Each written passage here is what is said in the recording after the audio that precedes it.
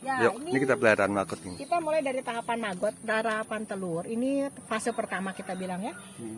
Telur telur itu begitu datang, kalau kita membeli ya telur di awal, itu kita taruh di atas campuran antara ampas kelapa, sedikit dedak mungkin ya.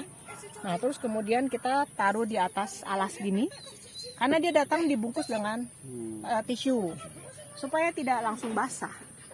Kita taruh, kita kasih alas seperti ini, kita buka tisunya, dan biasanya suka dikasih telur ini. Nah, makanan pada saat pengiriman dikasih roti ya, kering kan. Nanti dia akan menetas kurang lebih di hari keempat gitu akan ya. Jadi di hari keempat kelima itu tergantung pengiriman ya. Mereka suka ada yang menetas. Begitu menetas mereka akan mencari jalan sendiri untuk turun. Nah, biasanya untuk menjaga kelembapan dan suhu kita harus jaga. Kita tutup dulu dengan plastik. Ya, kita tutup dengan plastik, kita ikat saja.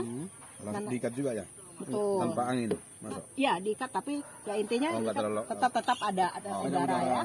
Nanti dia akan mengembun. Nah, kita balik saja atau nggak kita lap gitu kan. Nah, kita balikkan ini setiap hari. Tidak usah dibuka-buka. Nah, ini kemarin sama saya baru dipindahkan. Jadi sebelumnya ini hanya ada 2 tempat. Kemudian saya pindahkan jadi 4 tempat, saya belah 4 tempat, saya berikan lagi campuran yang baru antara si ampas kelapa dengan dedak ini untuk makannya. Ini ampas kelapa lama ya? Ampas kelapa. Yang sudah diperas atau masih baru? Sudah diperas. Oke, sudah diperas ya. Boleh yang bagus, terima kasih ya. Tapi kan sayang ya. Nah, jadi ceritanya setelah itu mereka akan menjadi seperti ini tuh. Tuh lihat tuh. Tuh. Kan akan bergerak. Nah, biarkan. Nanti di hari ke-7, biasanya ke-7 ke-8, kita bergerak dengan suhu juga ya. Kalau dingin tuh mereka agak kurang aktif. Ini kan dingin ya. Jadi dia butuh hangat, tapi jangan terlalu hangat karena ini pengalaman saya di sini. Ini yang sudah dewasa ya? Ya, ini sudah dewasa dan sudah hampir jadi pupa. Ini kapan ditambah? Ini sudah dari 3 hari yang lalu. Kita kasih ini, dan inilah bukti bahwa kalau misalnya kita tidak mencacah, itu kalau kita cacah itu dia akan habis. Jadi begitu dicacah, ini kemarin siang, dia hanya menghisap-hisap aja dan dia ini. Tapi begitu saya cacah ini termasuk mangga ini ada di sini, dia akan habiskan. Jadi contohnya gini yang habis dicacah gini saja lebih bagus atau harus di blender halus? Lebih bagus dicacah. Dia suka dengan kulit pisang karena kulit pisang itu kan banyak gula, banyak kalium dan lain-lain. Itu kita cacah. Cacah saja ya. Kalau bisa, kalau punya ini kan karena kami menghemat waktu, jadi kita punya mesin chopper. Dicacah akan mempercepat proses. Ya, artinya tetap agak kasar dia. Tidak di blender. Kalau blender kita harus pakai air, jadinya basah. Oh iya. Sudah panennya kapan saudari? Nah, ini karena kita fokus untuk kasih makan ayam, berarti otomatis ini sekitar 20 hari ini sudah umur 3 mingguan, ini kurang lebih kayak gini nih. Nah, ini memang sudah saatnya yang kayak gitu tuh, yang sudah hitam-hitam tadi itu yang kita kasih makan ayam. Gitu. Oke, makasih sudah. Proses memperbanyak dia tinggal membelah itu saja. Bukan, memperbanyak ini yang hitam-hitam ini, mereka pintar. Jadi yang hitam-hitam ini dia akan mencari tempat yang kering. Dia akan berdiam. Jadi kalau misalnya sekarang saya punya sekat, ini karena dia kepanasan jadi begini. Nah, jadi kita punya sekat ya seperti ini. Nanti dia akan mencari sendiri, akan pindah ke sini sendiri. Oh, pintar juga. Bisa. Jadi kita kasih sekat seperti ini ya, miringnya. Nanti dia akan pindah sendiri dan itu kita panen. Panen kita taruh di dalam wadah seperti ini lagi. Ini dia bisa ke atas ya. Kita taruh di dalam kandang BSF. Oh, dari sini dia ke BSF ya? Ya, kita taruh di dalam kandang BSF ada 2 tempat.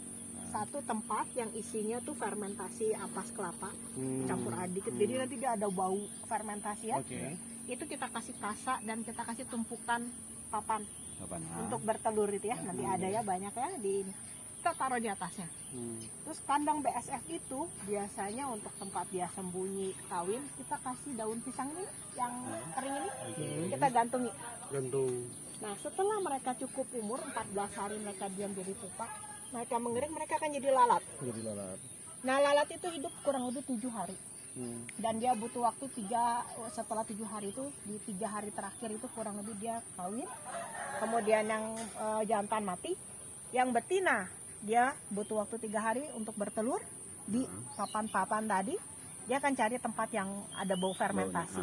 Makanya tadi kita taruh di papan yang fermentasi itu ya, papannya itu. Biar buat ada Ya, makanan untuk apa ya. Dia akan menyelipkan telurnya di antara papan-papan itu dan dia mati. Makanya kita taruh kasa, fermentasi, kasa, taruh papan-papan. Kira-kira Bu, dalam satu lalat begitu dia bertelurnya berapa banyak? Banyak. Banyak. Jadi sebenarnya dalam satu koloni itu kadang-kadang bisa dapat 10 gram gitu. 10 gram. 10 gram itu bisa jadi antara 25, 30 kilo maggot. Iya, banyak sekali. Itu bisa jadi 10-an box nanti yang ada di situ. Iya. Iya. Itu satu box juga ya. dan jadi 10 box. Kalau yang sudah begini dia bisa pecah-pecah lagi kan? Apanya? Untuk berkembang. Iya, ya. Nah, Ayo. kita sekarang sedang Jangan jijik dengan ulat. mencoba untuk apa nanti Ayo, akan coba kita bangun pelihara, kurangi sampah kita dengan lebih karena ini sekarang berguna yang kita punya dengan diolah pakai maggot. satu Karena bisa jadi makanan, keripik maggot, ya, juga minyak maggot dan seterusnya. See you.